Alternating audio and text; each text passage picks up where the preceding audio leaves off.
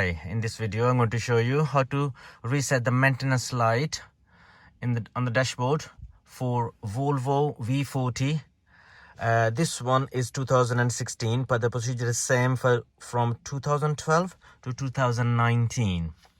Okay, when you have a light flash in the dashboard saying the service maintenance is due, okay, to start this procedure, we need to put the remote key in the slot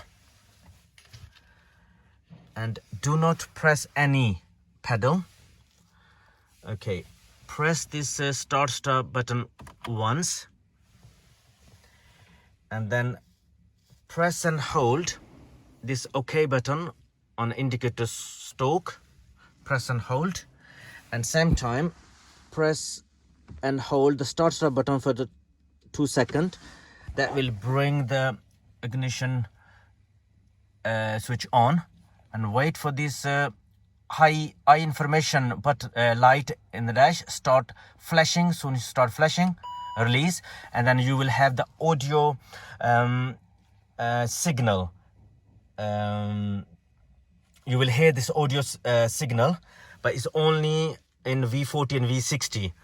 Once is that, turn the ignition off.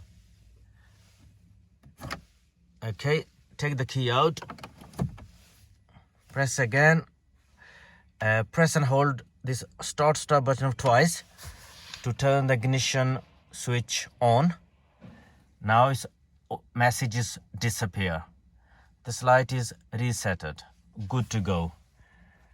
If you have any question, you can ask me in the comments below. And if you like the video, give the thumb up. Thanks for watching. Bye for now.